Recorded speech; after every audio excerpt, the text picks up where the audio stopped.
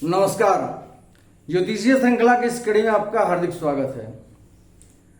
ज्योतिष शास्त्र के अनुसार कुंडली से हम लोग रोगों का निर्णय किस प्रकार करते हैं, इसके अध्ययन के क्रम में अब हम नेत्र रोग की चर्चा करते हैं। नेत्र रोग जातक की कुंडली में उपस्थित ग्रहों की कौन सी परिस्थितियों से उत्पन्न होते हैं, इसके बारे में हम जानकारी प्राप्त करते हैं, इसका अध्ययन करते हैं। नेत्र विषयक विचार सूर्य, चंद्रमा, मंगल, शनि और द्वितीय तथा द्वादश भाव आदि से होता है, दूसरे भाव से और द्वादश भाव से। द्वादश भाव बाएं नेत्र का कारक होता है और द्वितीय भाव दाहिने नेत्र का कारक होता है। इसी प्रकार सूर्य से दाहिने नेत्र का और चंद्रमा से बाएं नेत्र का विचार किया जाता है। अब पुनः सूर्य, चंद्रमा और शुक्र, केतु, शनि और मंगल से पीड़ित होते हैं तो नेत्र विकार उत्पन्न होता है। और इसी प्रकार द्वितीय, द्वादश, पंचम, षष्ठ, अष्टम और नवम भाव से भी नेत्र रोगों का विचार करना होता है, उसका अनुमान करना होता है। अब इस संबंधित जो सूत्र हैं, अब हम उसके बारे में जानते हैं। कौन कौन से सूत्र हैं? पहला है कि यदि दिन का जन्म हो जातक का, सूर्य धनु के राशि के प्रथम अंश में हो और शनि से दृष्ट हो तो अंधयोग होता है।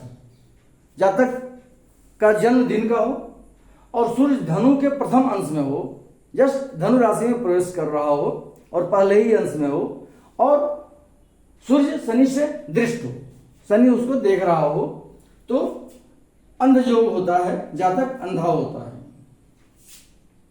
दूसरा पॉइंट है क्षीण चंद्रमा धनु राशिगत हो, चंद्रमा क्षीण हो और धनु राशि में अवस्थित हो और शनि से दृष्ट हो पर बृहस्पति और शुक्र से दृष्ट नहीं हो तो अंधयोग होता है।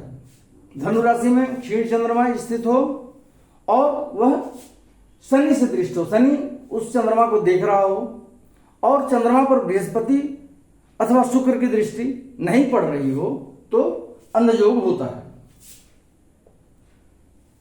अगला बिंदु है सूर्य से दूसरे स्थान में चंद्रमा यदि क्रूर ग्रह के साथ हो तो अंधयोग होता है। कुंडली में सूर्य कहीं भी बैठा हो और उससे द्वितीय भाव में चंद्रमा बैठा हो और क्रूर ग्रह के साथ हो, सूर्य मान लेते हैं द्वितीय भाव में, उदाहरण कुंडली में बैठा है और उससे द्वितीय भाव में चंद्रमा तृतीय भाव में मंगल के साथ बैठा हो तो इस स्थिति में अंधयोग होता है। सूर्य जहां भी बैठा हो कुंडली में, उससे द्वितीय स्थान में चंद्रमा हो, क्रूर ग्रह के साथ स्थित हो तो अंधयोग होता है। अगला पॉइंट है दसम स्थान में स्थित चंद्रमा पापा दृष्ट हो और उस पर शुभ ग्रह की दृष्टि नहीं पड़ती हो तो जातक अंधा होता है। चंद्रमा दसम भाव में स्थित हो और उस पर पाप ग्रह की दृष्टि पड़ रही हो और उस पर शुभ ग्रह की दृष्टि नहीं पड़ रही हो तो ऐसा जातक अंधा होता है। अगला पॉइंट है कि चंद्रमा छठे अथवा 12वें भाव में नीचे राशिगत हो और उस पर पाप ग्रह की दृष्टि पड़ती हो तो अंधयोग होता है। चंद्रमा छठे भाव में हो या 12वें भाव में हो और नीचे राशिगत हो। चंद्रमा की नीचे राशि कौन सी होती है? वृश्चिक राशि होती है। तो वृश्चिक राशि छठे भाव में हो या 12वें भाव में हो और उसमें चंद्रमा स्थित हो और उस पर पाप ग्रह की दृष्टि पड़ती हो तो अंधयोग होता है। नीचे राशिगत चंद्रमा छठे भाव में हो या 12वें भाव में हो और उस पर पाप ग्रह की दृष्टि पड़ रही हो तो अंधयोग होता है, ऐसा जातक अंधा होता है। अगला बिंदु है कि मंगल सूर्य से अस्त होकर लग्न में बैठा हो तो अंधयोग होता है। मंगल सूर्य के साथ अस्त होकर और लग्न में बैठा हो अब कभी कभी हम क्या देखते हैं कुंडली में कि किसी भाव में सूर्य के साथ कोई भी ग्रह बैठा है तो उसको हम अस्त समझ लेते हैं, परंतु ऐसी बात नहीं है। हम जब अस्त ग्रहों की बात या बकरी ग्रहों की बात कर रहे थे उस समय, नीची ग्रहों की बात, तो उसमें हमने स्पष्ट किया है कि कौन सा ग्रह सूर्य से कितने डिग्री के अंदर रहने पर वह अस्त माना जाता है और अस्त होता है। तो हम इसका विचार कर लेंगे, उसके बाद हम उसका निर्णय देंगे।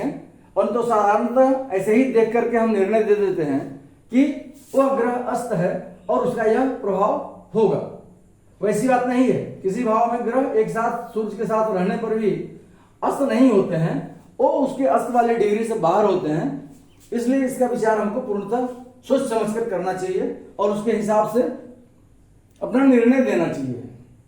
तो यह मंगल सूर्य से अस्त होकर यदि लग्न में बैठा हो तो अंधयोग होता है। मंगल यदि अस्त स्थिति में हो, सूर्य के सानिध्य में आकर के ही अस्त होते हैं ग्रह, और लग्न में बैठा हो तो अंधयोग होता है। अगला पॉइंट है, यदि चतुर्थ और पंचम स्थान में पापक ग्रह हो तथा चंद्रमा छठे, आठवें अथवा 12वें भाव में हो तो जातक अंधा होता है।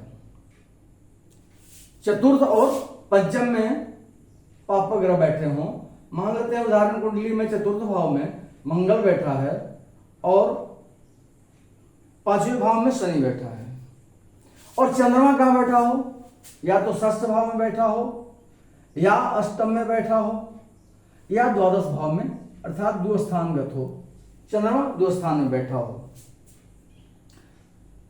तो जातक अंधा होता है। ऐसा जातक यदि इस योग में चंद्रमा पर शुभ ग्रह की दृष्टि नहीं पड़ रही हो तो जातक अवश्य ही अंधा होता है। चतुर्थ भाव में और पंचम भाव में पापक ग्रह हो, चंद्रमा छठे, आठवें अथवा 12वें भाव में हो, और यदि उस पर शुभ ग्रह की दृष्टि नहीं पड़ रही हो चंद्रमा पर, तो ऐसा जातक अवश्य ही अंधा होता है। परंतु यदि चतुर्थ एवं पंचम स्थान में शुभ ग्रह भी हो तो जातक अंधा नहीं होता है। पापक ग्रह बैठे हों लेकिन इनके साथ शुभ ग्रह भी मान लेते हैं बैठे हैं चतुर्थ और पंचम में, और चंद्रमा षष्ठ, अष्टम अथवा द्वादश स्थान में है, तो ऐसा जातक अंधा नहीं होता है। फिर से जान लें, यदि चतुर्थ और पंचम में पापक ग्रह बैठे हों, चंद्रमा छठे, आठवें अथवा 12वें भाव में बैठा हो, और तो जातक अवश्य अंधा होता है। और यदि चंद्रमा पर शुभ ग्रह की दृष्टि नहीं पड़ रही हो तो जातक अवश्य ही अंधा होता है। परंतु यदि चतुर्थ और पंचम भाव में शुभ ग्रह भी बैठे हों तो जातक अंधा नहीं होता है। अगले वीडियो में हम नेत्र रोग से संबंधित और सूत्रों को लेकर उपस्थित होंगे। नमस्कार।